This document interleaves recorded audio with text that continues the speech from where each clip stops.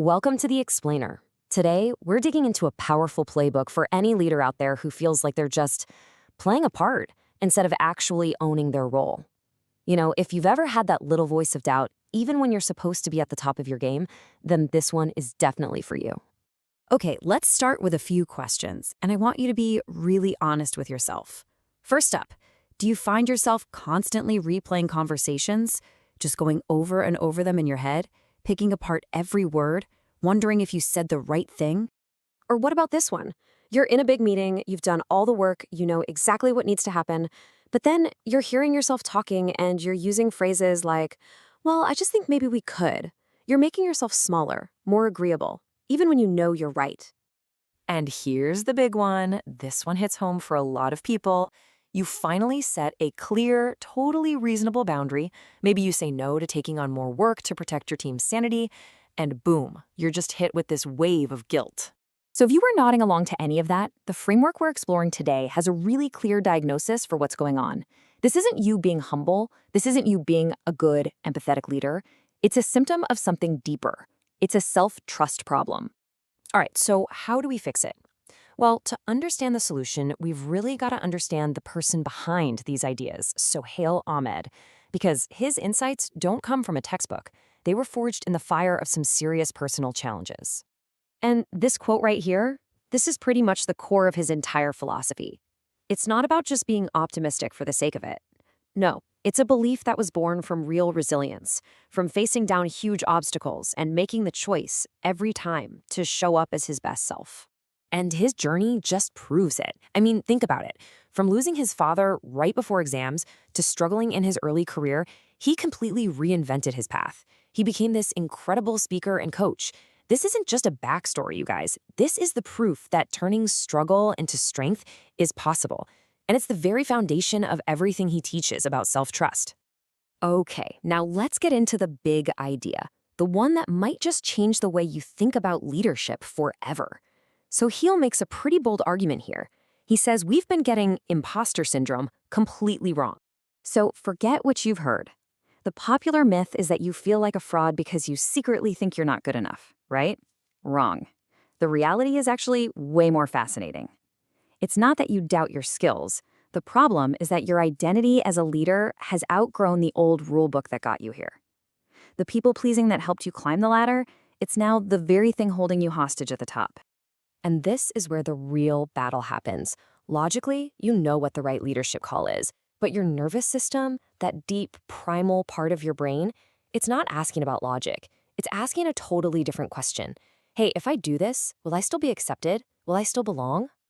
And that's why being a decisive leader feels so dang hard sometimes. 3 big psychological alarms start ringing. First, the identity threat. It feels like you're betraying that nice, likable person everyone's always praised.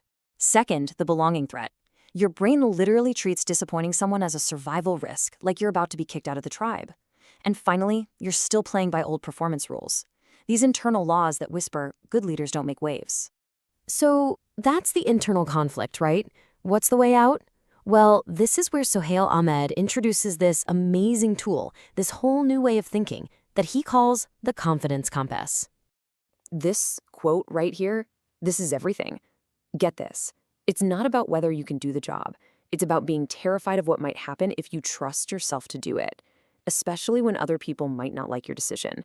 The fear isn't about your competence. It's about the social risk. And this image just nails it. It shows the 2 paths you can take. Over on the left, that's the hesitation trap. So many of us live there, right? Tied up in knots of guilt, always looking for everyone else's approval. You're stuck asking, but will they like this? But then, look to the right. That's where we want to be. That's the confidence shift. And notice, it's a choice. You're standing strong, you've got a shield of trust, and you're holding a compass. And where is that compass pointing? It's pointing inward. It's pointing towards your own judgment, towards decisive action. That, right there, is authentic leadership. So what does this actually look like day to day? Well, building self-trust isn't about being loud or arrogant. It's a quiet strength. It's the inner voice that says, you know what? I can disappoint someone and I'll still be okay. It's knowing you can be misunderstood but still stand your ground.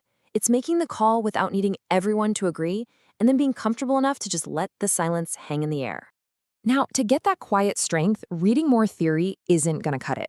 You need practice. And that's why Sohail lays out this super practical 7-day behavioral reset that you can literally start right now. So let's look at the first 4 days. It starts small. On day 1, you do nothing but notice. Just be aware of the times you say yes when you mean no. Day 2, you edit. You make your point, and then you just stop talking. No over-explaining. Day 3, you deliver one clean no. And then day 4, this is the big one. You let someone be disappointed with your decision, and you don't rush in to fix their feelings. You're basically teaching your nervous system that it's safe to hold a boundary. The last 3 days are all about building proof. On day 5, you keep one small promise to yourself just to prove you're reliable. Day 6, you make a decision faster than you want to, because action builds confidence, not endless thinking. And then day 7, you audit reality. You look back at the week and you ask yourself, what bad things actually happened? And you'll see nothing collapsed. Your relationships, your career, it's all still there. Okay, so what's the big takeaway here? How do you make this something that sticks, something that becomes a core part of who you are as a leader? It all comes back to this one powerful idea. The best leaders, the most effective leaders, they aren't fearless. They are just fundamentally loyal to themselves first. Their compass for what's right always points inward. And that's really the final thought I want to leave you with. Your next level of leadership isn't going to come from another workshop or a new management trick. It doesn't need more polish. What it needs, what it's crying out for, is your trust.